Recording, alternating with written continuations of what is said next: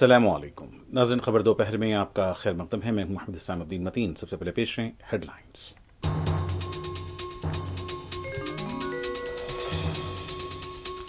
मुल्क में वोट चोर गद्दी छोड़ के नारे की गूंज, राहुल गांधी का दावा।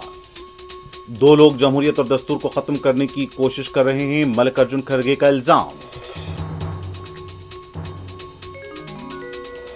जम्मू कश्मीर में एमएलए मिराज मलिक की पीएसए के तहत गिरफ्तारी के खिलाफ आप पार्टी का एहतजाज जारी।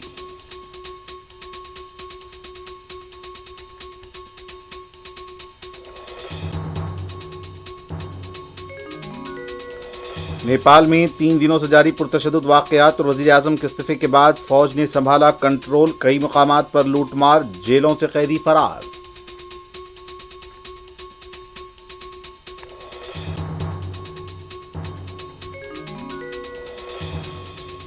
तेलंगाना के वज़ीर आला रेवंत रेड्डी की वज़ीर दिफा राजनाथ सिंह से मुलाकात, दिफाई आराजी हवाले करने की दरख्वास्त।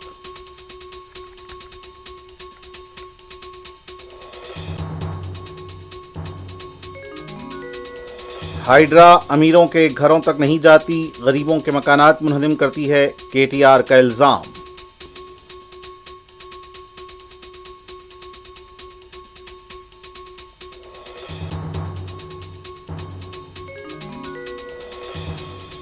गजा में यहूदी फौज के बदतरीन हमलों का सिलसिला बरकरार, मसाजिद पर भी हमले, 24 घंटों में 40 से ज्यादा फलस्तीनी शहीद।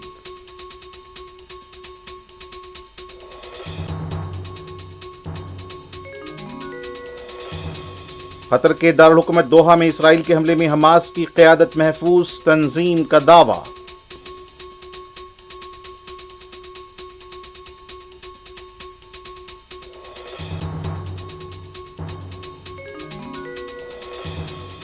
और दोहा में हुए इसराइली हमले पर दुनिया भर में गम गुस्सा, सऊदी अरब, कतर, फलस्तीनी अथॉरिटी, तुर्की, न्यूजीलैंड और ऑस्ट्रेलिया ने की मजम्मत।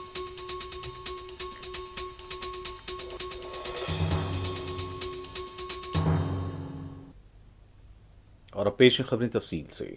कांग्रेस की कौमी सदर मल्लिकार्जुन खड़गे ने नायब सदर जमहूरिया के इंतखाब और अपोजिशन के उम्मीदवार सुदर्शन रेड्डी की शिकस्त पर कहा कि जमहूरियत में इंतखाब लड़ना आम बात है। हमारा निशाना जमहूरियत और दस्तूर को बचाना है। बाबा साहब अम्बेडकर और सरदार वल्लभ पटेल ने जमहूरियत और दस्तूर को बचाने के लिए काम किया, लेकिन आज दो लोग जमहूरियत और दस्तूर को ख़त्म करने की कोशिश कर रहे हैं। हमारी जदोजहद उन लोगों के खिलाफ जारी रहेगी।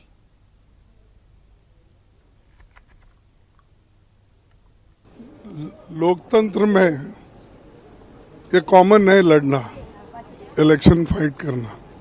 हमारा मेन जो मुद्दा है, टारगेट है, संविधान को बचाना, लोकतंत्र की रक्षा करना।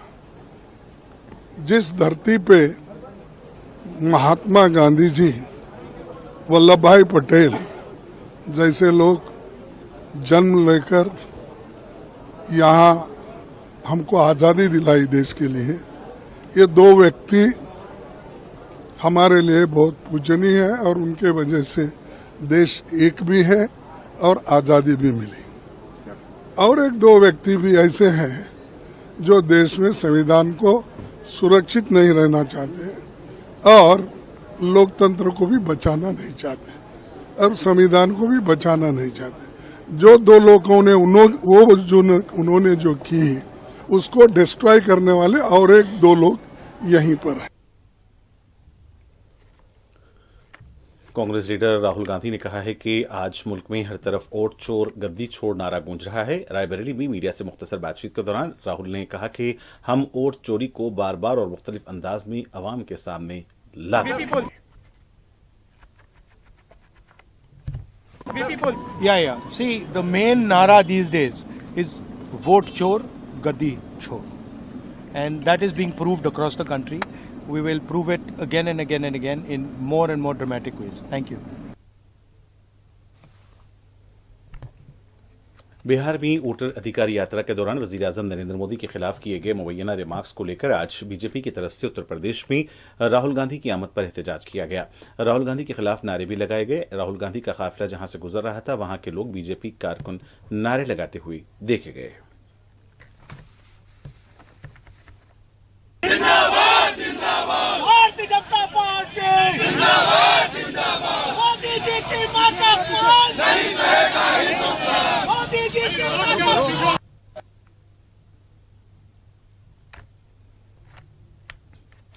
जम्मू कश्मीर में आप पार्टी के एमएलए मिराज मलिक की पीएसए के तहत गिरफ्तारी को लेकर एहतजाज जारी है। आज भी आप पार्टी के कारकुनों ने एहतजाज करते हुए मिराज मलिक की रिहाई का मुतालबा किया। आप पार्टी के कारकुन इंतजामी के खिलाफ नारे लगा रहे थे।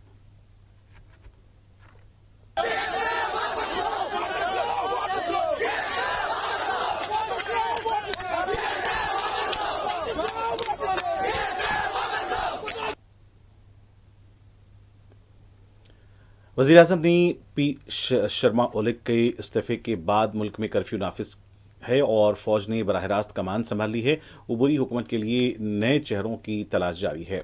नेपाल की फौज ने एक बयान जारी करते हुए अवाम बिलखुसूस नौजवानों से अमन बरकरार रखने की अपील की है। इस दौरान इत्तला मिली है कि दारुल हुकूमत काठमांडू में कर्फ्यू नाफिज है और कल सुबह 6 बजे तक इस पर अमल रहेगा। गुज़िश्ता रोज़ साबिक़ वज़ीर आज़म की अहलिया राजिया लक्ष्मण चित्रा कर हलाक हो गई थीं। वज़ीर फाइनेंस और वज़ीर ख़ारजा पर भी हमले किए गए थे। दूसरी तरफ सिक्योरिटी फोर्सेस के साथ झड़पों में अब तक 22 अफराद हलाक और 500 से ज़ायद ज़ख्मी हो गए हैं। दूसरी जानिब ललितपुर की जेल से तमाम 1500 कैदी फरार करा दिए गए। काठमांडू में पार्लियामेंट की इमारत, सुप्रीम कोर्ट की इमारत और कई वज़रा और सियासी क़ायदीन की रिहाइशगाहों को आग लगा दी गई और उन्हें लूट लिया गया।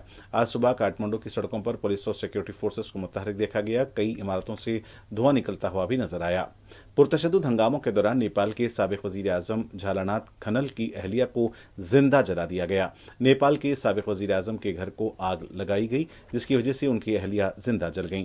काठमांडू एयरपोर्ट तमाम प्रवासों के लिए ताहाल बंद है, ताहम भिराऊ एयरपोर्ट को आग लगा दी गई है। नेपाल में नौजवान करप्शन के खिलाफ इस वक्त सड़कों पर निकल आए जब हुकूमत ने सोशल मीडिया साइट समेत 26 वेबसाइट्स पर पाबंदी आयद की। ताहम एहतजाज के बाद हुकूमत ने सोशल मीडिया पर आयद पाबंदी खत्म कर दी थी। नेपाल के दारुल हुकूमत काठमांडू और दीगर शहरों में कर्फ्यू के बावजूद सदर रामचंद्र पौडेल और वज़ीर आज़म के.पी. शर्मा की रिहाइशगाह को नजर आतिश कर दिया था। ज़राए के मुताबिक नेपाल के साबिक़ वज़ीर आज़म पुष्पा कमल दहल उर्फ प्राचंदा, शेर बहादुर देवबा और वज़ीर तवानाई दीपक खड़का समेत मुतअद्दिद सियासी रहनुमाओं के घरों को भी मुज़ाहिरीन ने नुकसान पहुंचाया और उन पर हमला किया। नेपाल के वज़ीर आज़म के.पी. शर्मा ने पुरतशद्दुद हंगामों के बाद अपने ओहदे से इस्तीफा दे दिया था।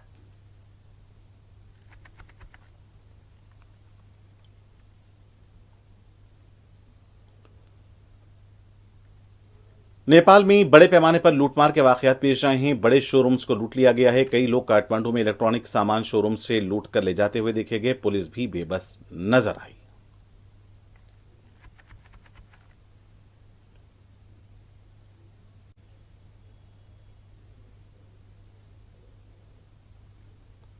काठमांडू की हिल्टन होटल को भी आग लगा दी गई थी और अभी भी होटल से धुआं निकलता हुआ देखा गया। गुज़िश्ता रोज पुरतशद्दुद हुजूम ने कई मुकामात पर तोड़फोड़ की और सरकारी और खानगी इमलाक को आग लगाई। हिल्टन होटल को भी आग लगा दी गई थी। अभी भी होटल के कई हिस्सों से धुआं निकलता हुआ देखा गया।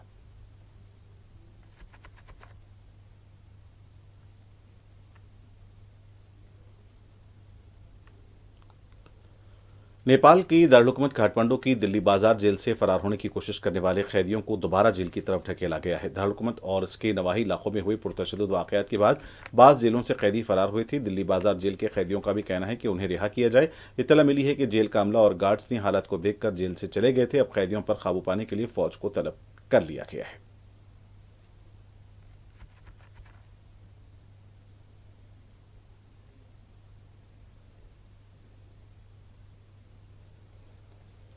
बिहार से लगी नेपाल की जोगबानी सरहद के पास हिंदुस्तानी सिक्योरिटी फोर्सेस ने चौकसी अख्तियार की हुई है। गुज़िश्ता 3 दिनों से नेपाल में पुरतशद्दुद वाकयात की वजह से हिंदुस्तान से लगी नेपाल की सरहद पर भी चौकसी बढ़ती जा रही है। वाज़ेह है कि नेपाल में पुरतशद्दुद वाकयात में 22 से ज़्यादा अफराद हलाक हुए हैं, जिनमें ज़्यादातर नौजवान बताए गए हैं। जेलों से कैदी फरार हो चुके हैं। पड़ोसी मुल्क के हालात को देखते हुए मुल्क के सरहदी इलाकों पर सख्त नज़र रखी जा रही है।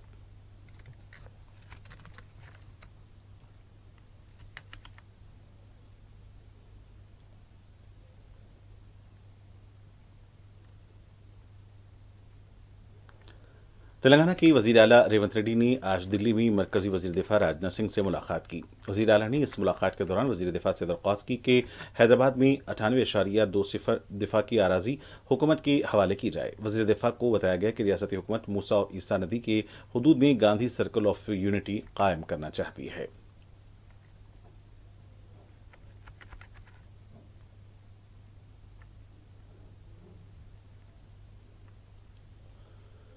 कतर के दारुल हुकूमत दोहा में इसराइल की तरफ से हमास के हेडक्वार्टर पर किए गए हमले की आलमी सतह पर सख्त मजम्मत की जा रही है। तुर्की का सदर Tayyip Erdogan, Tunis, Australia, Indonesia, Malaysia, Japan और न्यूजीलैंड ने हमले की सख्त मजम्मत की है।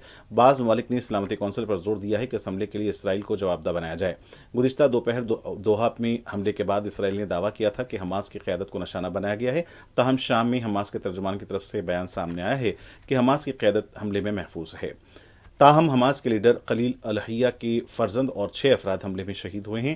यह भी तल्ला है कि जिस वक्त इसराइल का हमला हुआ उस वक्त अमेरिका के सदर ट्रंप की तजवीज़ पर हमास के लीडर्स बातचीत कर रहे थे, लेकिन वो हमले के मुकाम पर नहीं थे। खालिद मशल, खलील अल-हय्या और दीगर कायदीन के महफूज रहने की तल्ला मिल रही है। अमेरिका ने भी कहा है कि इसे इस हमले का इल्म नहीं था।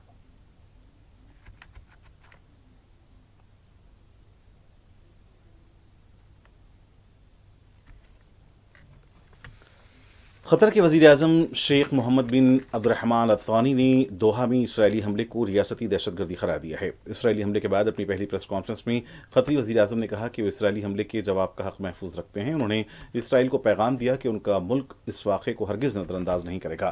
कतर के वज़ीर-ए-आज़म शेख मोहम्मद ने कहा कि वो महज बयानात और मज़म्मतों से आगे बढ़कर रद्द-ए-अमल देने के तमाम ज़राए बरोए-कार ला रहे हैं और इस सिलसिले में कानूनी टीम भी तश्कील दी जा रही है ताकि इसराइल को जवाबदेह ठहराया जा सके। उन्होंने कहा कि हमारा यकीन है कि आज हम एक फैसलाकुन मोड़ पर पहुंच गए हैं और ऐसे बर्बरियत पर मुश्तमिल इक़दामात के खिलाफ पूरे खित्ते से जवाब आना चाहिए।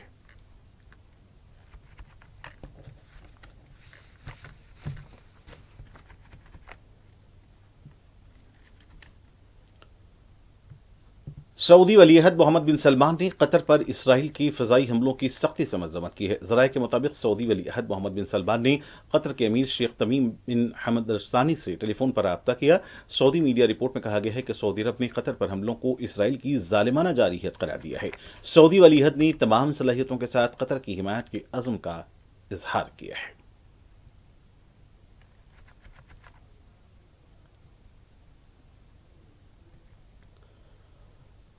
फ़लस्तीनी अथॉरिटी के सदर महमूद अब्बास ने इसराइली रियासत के कतरी दारुल-हुकूमत में फ़िज़ाई हमलों के बाद खबरदार किया है कि इसराइली हमले खित्ते की सलामती और इस्तेहकाम के लिए ख़तरा साबित होंगे। वो दोहा में हमास की क़यादत को निशाना बनाने के नाम पर की गई इसराइली फ़ौजी कार्रवाई पर अपना रद्द-ए-अमल दे रहे थे। उन्होंने कहा कि कतर पर इसराइली हमले बैनुल-अक़वामी कानून की खुली खिलाफ वर्जी हैं और ये खित्ते में कशीदगी बढ़ाने और अदम इस्तेहकाम के लिए मज़ीद ख़तरे का इशारा है।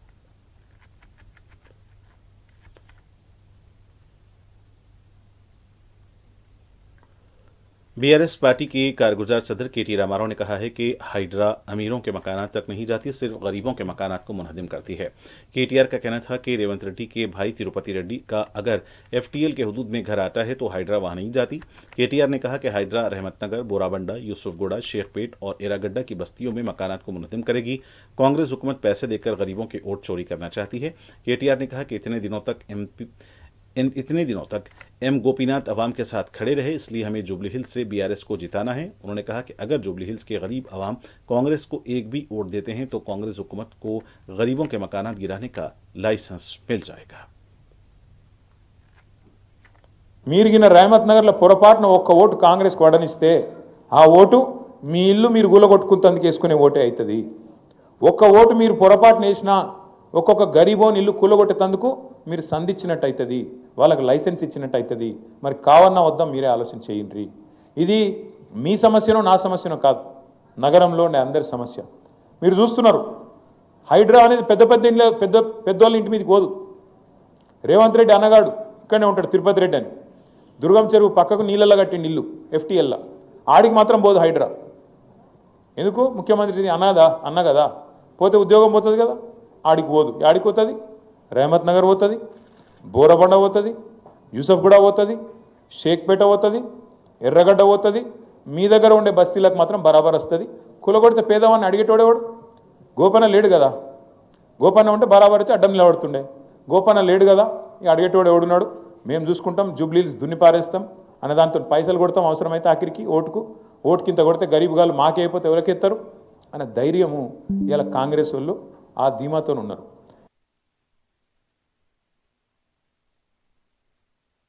टोली चौकी मंदिर चौराहे के पास सादा लिबास में 2 अफराद की तरफ से गाड़ियों को रोके जाने के खिलाफ अवामी शिकायत पर कार्रवाई की गई है। इस मामले का वीडियो मंजर आम पर आने के बाद एसएचओ ट्रैफिक पुलिस टोली चौकी ने इत्तला दी है कि सादा लिबास में मौजूद 2 अफराद क्रेन का अमला है, उन्हें हटा दिया गया है। उन्होंने कहा कि ये बताया कि पुलिस की वर्दी वालों को ही कोई भी गाड़ी को रोकने का इख्तियार है, दूसरे लोग गाड़ियों को नहीं रोक सकते। अवाम ने शिकायत की थी कि सादा लिबास में मलबूस 2 अफराद गाड़ियों को रोक रहे हैं और इस पर यह कार्रवाई की गई है।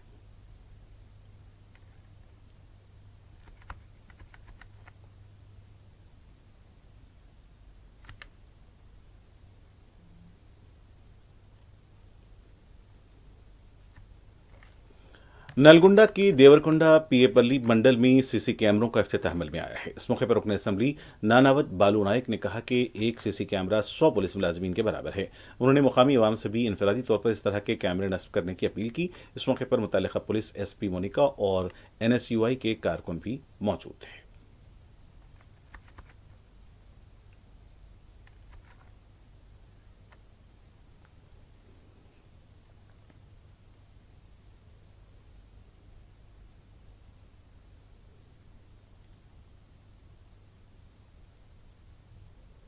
सिकंदराबाद की पद्माराव नगर प्लस हॉस्पिटल के पास वाक़े टिफ़िन सेंटर से ली गई इडली में मुर्दा झींगर पाया गया। तफसीलात के मुताबिक एक शख्स टिफ़िन सेंटर से इडली का पार्सल ले गया था और घर जाकर इसने इडली खानी शुरू की।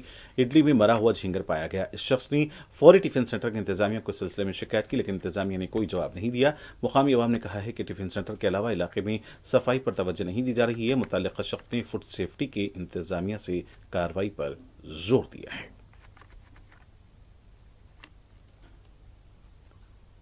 गजा में यहूदी फौज की आज सुबह से जारी बमबारी में 20 से ज़्यादा फ़लस्तीनी शहीद हुए हैं। गुज़िश्ता रात यहूदी फौज ने गजा सिटी के मगरबी इलाके में फ़लस्तीनी मस्जिद को निशाना बनाया था, जहां 5 फ़लस्तीनी शहीद हो गए। गजा सिटी के जुनूब मगरबी इलाके में अलमालिया चौराहे के पास भी हमला किया गया, यहां भी फ़लस्तीनियों के शहीद होने की तल्ला है। देरुल बलह के इब्न तामिया मस्जिद को भी निशाना बनाया गया। इस मुकाम पर भी फ़लस्तीनियों की शहादत हुई है। देरुल बलह के इलाके में याफे मस्जिद की मीनार को ड्रोन से हमला किया गया। अंदाज़ा लगाया जा रहा है कि गुज़िश्ता 24 घंटों के दौरान यहूदी फौज की बमबारी में 40 से ज़्यादा फ़लस्तीनी शहीद हुए हैं।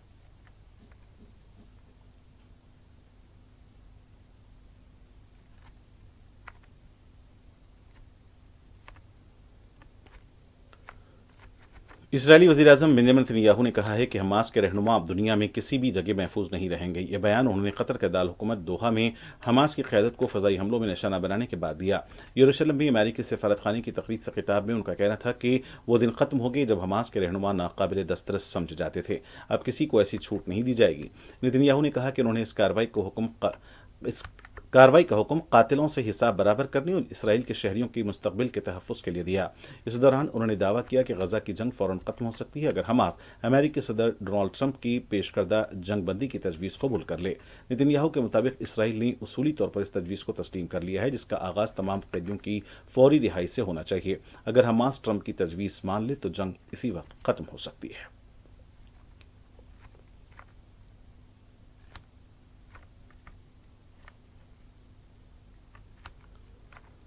स्वीडन की वज़ीर सेहत प्रेस कॉन्फ्रेंस के दौरान बेहोश होकर गिर गईं। बताया जाता है कि मुश्तरका प्रेस कॉन्फ्रेंस के दौरान स्वीडन की हेल्थ मिनिस्टर स्टेज पर ही गिर गई। उन्हें फौरी दवाखाना मुंतकिल किया गया। उनकी हालत बेहतर बताई गई है।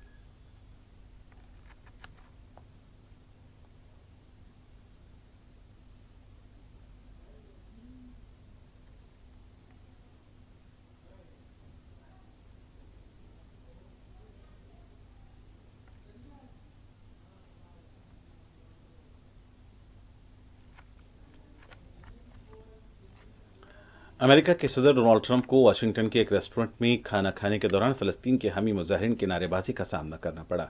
बताया गया है कि सदर ट्रंप डीसी रेस्टोरेंट में खाना खा रहे थे। उस वक्त फ़लस्तीन के हामी जमा हो गए और नारे लगाए कि फ़लस्तीन को आज़ाद करो, ट्रंप हमारे दौर के हिटलर हैं। इस मौके पर उनके हमरा वज़ीर ख़ारजा मार्को रूबियो और नायब सदर जेडी वेंस भी मौजूद थे।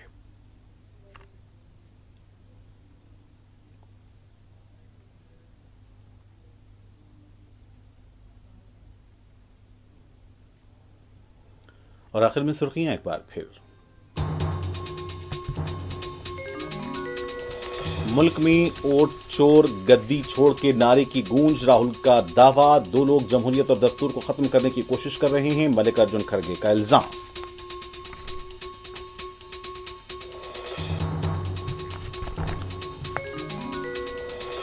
जम्मू कश्मीर में एमएलए मिराज मलिक की पीएसए के तहत गिरफ्तारी के खिलाफ आप पार्टी का एहतजाज जारी।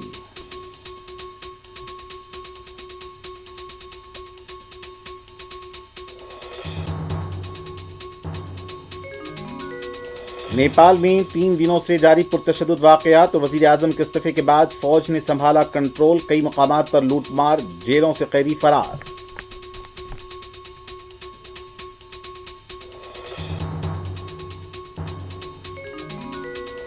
तेलंगाना के वजीर आला रेवंत रेड्डी की वजीर दिफा राजनाथ सिंह से मुलाकात, दिफाई अराजी हवाला करने की दरख्वास्त।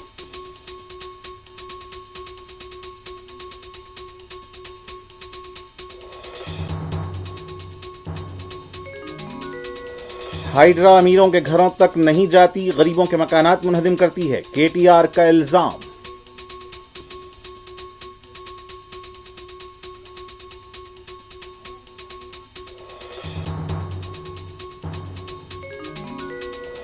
गजा में यहूदी फौज के बदतरीन हमलों का सिलसिला बरकरार, मसाजिद पर भी हमले, 24 घंटों में 40 से ज्यादा फलस्तीनी शहीद।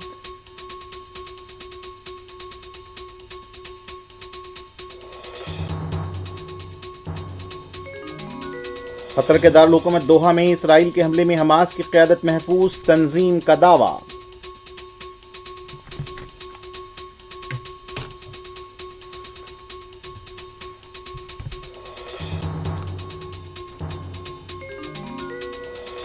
और दोहा में हुए इसराइली हमले पर दुनिया भर में गम और गुस्सा, सऊदी अरब, कतर, फलस्तीनी अथॉरिटी, तुर्की, न्यूजीलैंड और ऑस्ट्रेलिया ने की मजम्मत।